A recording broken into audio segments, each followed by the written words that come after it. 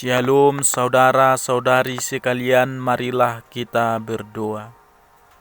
Damai sejahtera Allah, itulah yang melampaui hati dan pikiran kita dalam mendengarkan firman-Nya. Amin. Firman Tuhan bagi kita pada saat ini tertulis dalam kitab Keluaran pasal 32 ayat 1 sampai ayat 14. Beginilah bunyi firman Tuhan. Ketika bangsa itu melihat bahwa Musa mengundur-undurkan turun dari gunung itu, maka berkumpullah mereka mengerumuni Harun dan berkata kepadanya, "Mari buatlah untuk kami Allah yang akan berjalan di depan kami, sebab Musa ini, orang yang telah memimpin kami keluar dari tanah Mesir, kami tidak tahu apa yang telah terjadi dengan dia." Lalu berkatalah Harun kepada mereka, "Tanggalkanlah anting-anting emas yang ada pada telinga istrimu, anakmu laki-laki dan perempuan, dan bawalah semuanya kepadaku." Lalu seluruh bangsa itu menanggalkan anting-anting emas yang ada pada telinga mereka dan membawanya kepada Harun. Diterimanya itu dari tangan mereka, dibentuknya dengan pahat, dan dibuatnyalah daripadanya anak lembu tuangan. Kemudian berkatalah mereka, "Hai Israel, inilah Allahmu yang telah menuntun engkau keluar dari tanah Mesir." Ketika Harun melihat itu, didirikannya mezbah di depan anak lembu itu. Berserulah Harun, katanya, "Besok hari raya bagi Tuhan." Dan keesokan harinya pagi-pagi maka mereka mempersembahkan korban bakaran dan korban keselamatan. Sesudah itu duduklah bangsa itu untuk makan dan minum. Kemudian bangunlah mereka dan bersukaria. Berfirmanlah Tuhan kepada Musa, "Pergilah, turunlah, sebab bangsamu yang kau pimpin keluar dari tanah Mesir telah rusak lakunya. Segera juga mereka menyimpang dari jalan yang kuperintahkan kepada mereka. Mereka telah membuat anak lembu tuangan, dan kepadanya mereka sujud menyembah dan mempersembahkan korban, sambil berkata, 'Hai Israel, inilah Allahmu yang telah menuntun engkau keluar dari tanah Mesir.' Lagi firman Tuhan kepada Musa, 'Telah kulihat bangsa ini, dan sesungguhnya mereka adalah suatu bangsa yang tegar tengkuk. Oleh sebab itu biarkanlah aku supaya murkaku bangkit terhadap mereka, dan aku akan membinasakan mereka, tetapi engkau akan kubuat menjadi bangsa yang besar.' Lalu Musa mencoba melunakkan hati Tuhan Allahnya dengan berkata, 'Mengapakah Tuhan murkamu bangkit terhadap umatmu, yang telah kau bawa keluar dari tanah Mesir dengan kekuatan yang besar dan dengan tangan yang kuat? Mengapakah orang Mesir akan berkata, Dia membawa mereka keluar dengan maksud menimpakan malapetaka kepada mereka dan membunuh mereka di gunung dan membinasakannya dari muka bumi? Berbaliklah dari murkamu yang bernyala-nyala itu dan menyesallah karena malapetaka yang hendak kau datangkan kepada umatmu. Ingatlah kepada Abraham, Ishak dan Israel, hamba-hambamu itu, sebab kepada mereka engkau telah bersumpah demi dirimu sendiri dengan berfirman kepada mereka, Aku akan membuat keturunanmu sebanyak bintang di langit, dan seluruh negeri yang telah kujanjikan ini akan kuberikan kepada keturunanmu, supaya dimilikinya untuk selama-lamanya. Dan menyesallah Tuhan karena malapetaka yang dirancangkannya atas umatnya. Demikian pembacaan firman Tuhan. Topik firman Tuhan ini, jangan menyembah berhala. Saudara-saudari sekalian, ketika Musa sedang berada di atas gunung dan menerima hukum dari Allah, bangsa Israel sesungguhnya memiliki waktu merenungkan apa yang sudah Allah sampaikan kepada mereka, serta mempersiapkan diri menerima apa yang akan diungkapkan lebih lanjut. Dan 40 hari pun masihlah kurang untuk melakukan semuanya itu. Akan tetapi bukannya melakukan hal itu, beberapa orang dari mereka malah bersekongkol untuk melanggar baik hukum yang telah mereka terima maupun yang akan disampaikan lagi kepada mereka. Pada hari ke-39 dari 40 hari itu, pecahlah rencana pemberontakan terhadap Tuhan itu. Desakan keras orang Israel kepada Harun yang dipercaya memimpin mereka di tengah kepergian Musa. Mari buatlah untuk kami Allah yang akan berjalan di depan kami. Sekarang apa sebenarnya masalah orang banyak yang begitu sembrono ini? Mereka lelah menanti untuk tiba di tanah perjanjian. Mereka merasa telah tertahan sedemikian lama di Gunung Sinai. Mereka harus memiliki Allah yang berjalan di depan mereka. Mereka tidak sabar untuk mencapai negeri yang berlimpah-limpah susu dan madunya, sehingga tidak bisa tinggal lagi sementara. Mereka lelah menunggu kembalinya Musa. Beberapa orang yang tidak bertanggung jawab mengutarakan sangkaan, sebab Musa ini orang yang telah memimpin kami keluar dari tanah Mesir. Kami tidak tahu apa yang telah terjadi dengan dia. Betapa curiganya mereka berbicara tentang keterlambatan Musa tersebut. Mereka pikir Musa telah hangus terbakar api atau mati kelaparan karena ketiadaan makanan. Seakan-akan Allah yang menjaga dan memberi makan mereka yang sangat tidak layak menerima semuanya itu, tidak peduli untuk melindungi dan mencukupi kebutuhan Musa yang merupakan orang kesayangannya. Jika Musa tinggal di atas gunung begitu lama, itu karena ada banyak hal yang Allah ingin sampaikan kepadanya demi kebaikan bangsa Israel. Bangsa itu lelah menantikan penetapan Allah mengenai tata cara beribadah di antara mereka. Karena inilah yang sedang mereka nanti-nantikan. Mereka diberitahu untuk beribadah kepada Allah di gunung ini, dan mereka tak sabar menikmati segala kemeriahan dan upacara ibadah tersebut. Inilah permintaan Harun kepada bangsa Israel untuk menyerahkan segala perhiasan mereka. Tanggalkanlah anting-anting emas yang ada pada telinga istrimu, anakmu laki-laki dan perempuan, dan bawalah semuanya kepadaku. Kita tidak menemukan satu kata pun yang memperlihatkan penolakan Harun terhadap gagasan bangsa Israel tersebut. Ia tidak menegur mereka, tidak berbantah dengan mereka untuk meyakinkan mereka akan dosa dan kebodohan dari permintaan itu, tetapi tampaknya setuju dengan tindakan mereka itu. Mereka menyerahkan anting-anting mereka kepada Harun yang memintanya, dan bukan malah mematahkan gagasan mereka tersebut. Harun melebur anting-anting yang telah dikumpulkan itu, dan di atas cetakan yang telah dipersiapkan sebelumnya, ia menuang emas leburan, lalu membentuknya menjadi anak lembu, dan memberi sentuhan akhir dengan pahat. Kemudian berkatalah mereka, "Hai Israel, inilah Allahmu yang telah menuntun engkau keluar dari tanah Mesir." Mereka kemungkinan belajar dari orang Mesir untuk membuat patung yang mewakili dewa mereka. Karena melihat bahwa orang-orang Israel menyukai anak lembu tuangan tersebut, Harun melangkah lebih jauh lagi untuk meladeni mereka dan mendirikan mezbah di depan anak lembu itu, lalu mengumumkan perayaan untuk menghormatinya. Suatu perayaan pengakuan diri untuk tunduk, Namun demikian Harun menyebutnya sebagai hari raya bagi Tuhan.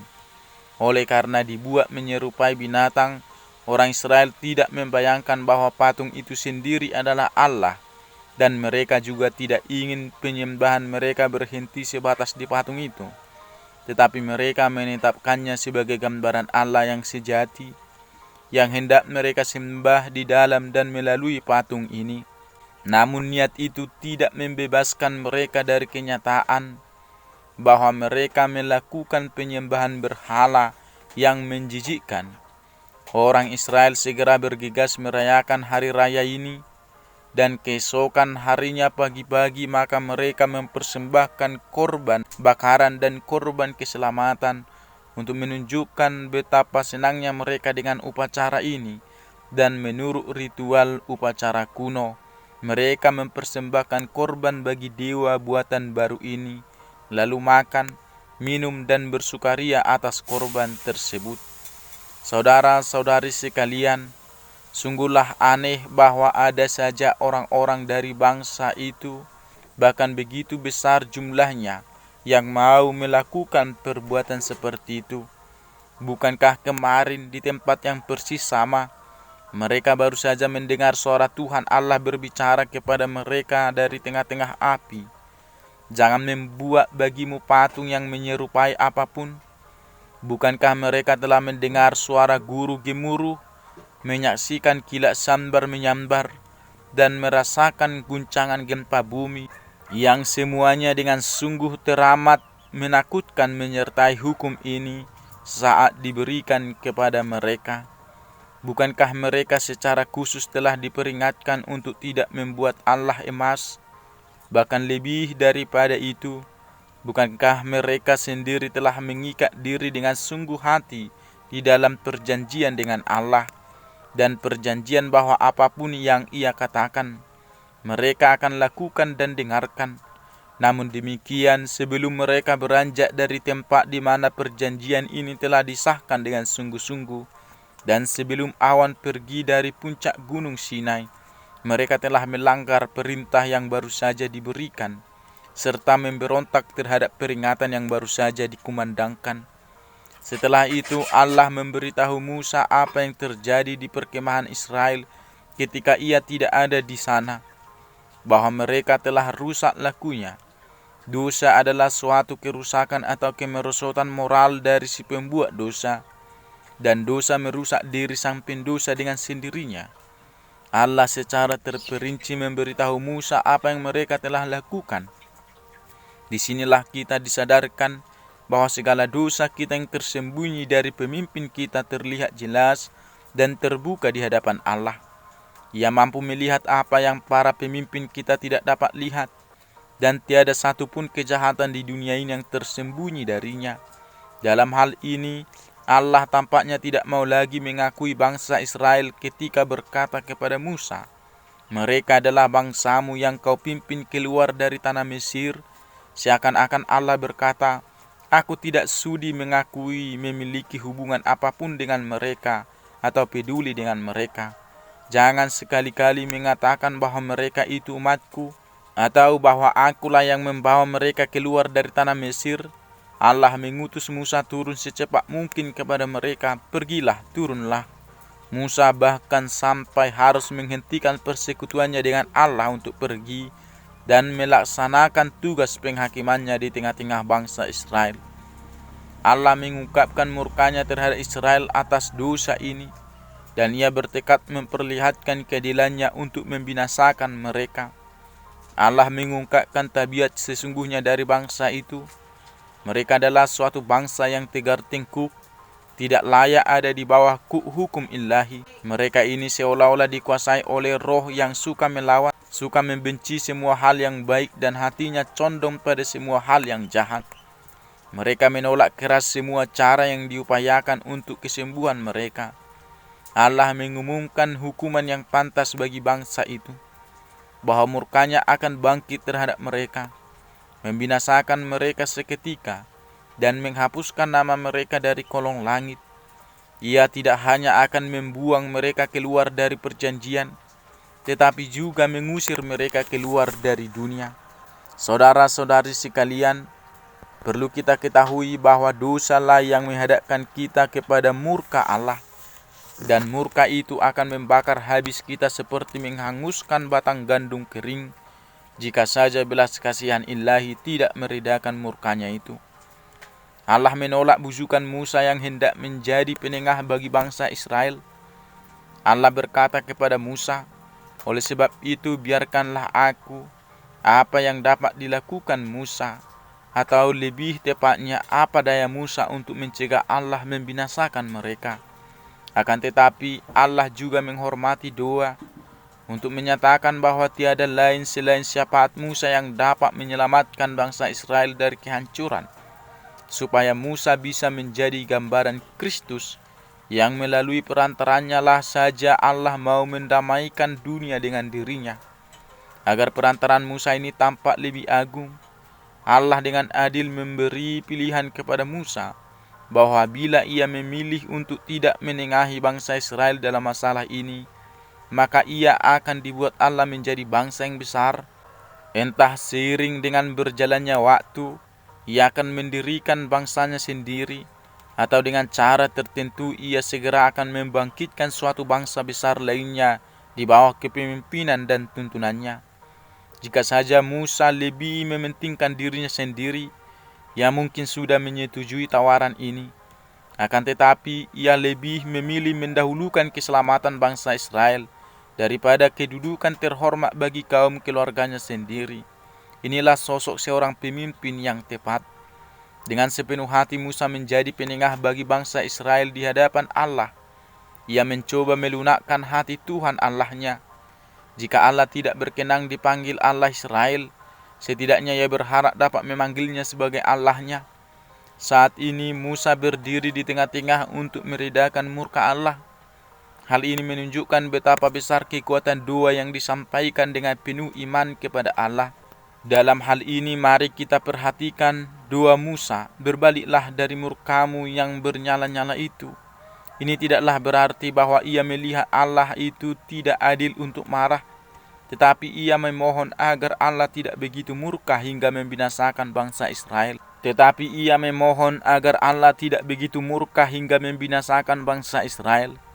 Biarlah belas kasihan menang atas penghakiman. Menyesallah karena malapetaka yang hendak kau datangkan.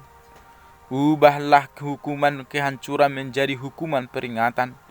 Dalam permohonannya Musa menyampaikan segala penjelasannya bukan untuk menggugah Allah, tetapi untuk mengungkapkan imannya dan melipat gandakan semangatnya sendiri dalam doa. Ia mengemukakan kepentingan Allah dalam bangsa itu, segala perbuatan besar yang telah dilakukannya bagi mereka, serta segenap kebaikan dan mujizat yang telah dilimpahkannya ke atas bangsa itu. Musa mengutarakan keprihatinannya terkait kemuliaan Allah. Mengapakah orang Mesir akan berkata, "Dia membawa mereka keluar dengan maksud menimpakan malapetaka kepada mereka"? Musa memang mengasihi orang Israel sebagai bangsanya sendiri yang menjadi tanggung jawabnya, tetapi kemuliaan Allah lah yang menjadi pokok perhatiannya. Hal ini tertanam jauh lebih dalam lubuk hatinya melebihi segala sesuatu. Andaikan Israel harus binasa agar nama Allah tidak tercemar, Musa pasti berdiam diri saja dan menerima keputusannya. Akan tetapi Musa tidak tahan mendengar cemooh yang akan ditujukan kepada Allah, sehingga ia bersikeras, "Tuhan, apakah yang akan dikatakan orang Mesir? Mata mereka serta mata semua bangsa di sekeliling mereka kini sedang tertuju pada bangsa Israel. Mulai dari awal petualangan yang luar biasa, orang Israel berharap besar akan sesuatu yang luar biasa di akhir perjalanan mereka. Namun bila suatu bangsa yang dengan ajaib diselamatkan ini lalu mendadak binasa, apa kata dunia, khususnya orang Mesir yang sangat membenci Israel dan Allah bangsa Israel? Mereka akan berkata, Allah itu lemah dan tidak mampu atau berubah-ubah hatinya, dan tidak akan menyelesaikan karya keselamatan yang telah dimulainya. Ia membawa bangsa Israel ke gunung bukan supaya mereka mempersembahkan korban, tetapi untuk dijadikan korban persembahan. Orang Mesir tidak akan peduli dengan perbuatan bangsa Israel yang membangkitkan murka Allah. Yang mereka pikirkan hanyalah bersukaria bahwa Allah berselisih dengan umatnya, bahwa Allah Israel telah mengerjakan persis seperti yang mereka ingini. Musa menagih janji Allah kepada bapa-bapa leluhur bangsa Israel bahwa Allah akan membuat keturunan mereka sebanyak bintang di langit dan akan memberi tanah Kanaan sebagai warisan. Dan janji ini diteguhkan oleh suatu sumpah yang dibuat demi dirinya sendiri, karena ia tidak dapat bersumpah atas hal lain yang lebih besar di luar dirinya. Janji-janji Allah menjadi permohonan kita di dalam doa, karena apa yang telah dijanjikannya akan mampu dilakukannya. Dan kehormatan atas kebenaran hal ini nyata ketika janjinya dikabulkannya. Tuhan, bila Israel binasa, bagaimana dengan janjimu? Haruskah ketidakpercayaan mereka membatalkan janjimu? Sekali-kali jangan sampai itu terjadi, ya Allah. Demikianlah kita harus memperoleh kekuatan dalam doa hanya dari Allah saja. Allah dengan kasih karunia-Nya melunakkan hukum-Nya, dan menyesallah Tuhan karena malapetaka yang dirancangkannya atas umat-Nya. Meskipun Allah berencana menghukum bangsa Israel, Ia tidak ingin membinasakan mereka. Kita jelas dapat melihat dalam nats khotbah ini, Allah merelakan dirinya mengalah oleh permintaan para pensyafaat yang tiada henti menyampaikan permohonan mereka. Belas kasihan Allah kepada para pendosa yang hina, dan bagaimana Ia siap memaafkan. Demikianlah Ia telah menyediakan bukti lain di luar sumpahnya, bahwa Ia tidak bersuka atas kematian umat-Nya, karena Ia tidak hanya mengampuni para pendosa yang bertobat, tetapi juga memaafkan dan menunda hukuman atas dasar syafaat orang lain atas para pendosa. Saudara-saudari sekalian, kemarahan Allah memperlihatkan ketidaksukaannya bila umat tidak menjadikan Dia sebagai Allah satu-satunya yang kita sembah, atau adakah pihak lain yang menjadi sandaran hidup kita. Ingatlah, kita hanya boleh menyembah dan memprioritaskan Allah di atas segala sesuatu karena Dia telah menebus kita di dalam Kristus Yesus. Amin. Marilah kita berdoa. Bapa dalam sorga, kami telah mendengarkan firman-Mu. Kuatkan kami untuk melakukan firman-Mu dalam kehidupan kami sehari-hari. Tuntun kami dalam Roh Kudus-Mu. Ampunilah kami Tuhan atas segala keberdosaan kami. Dalam Kristus Yesus kami berdoa kepada-Mu. Amin. Salam sejahtera bagi kita semuanya. Shalom.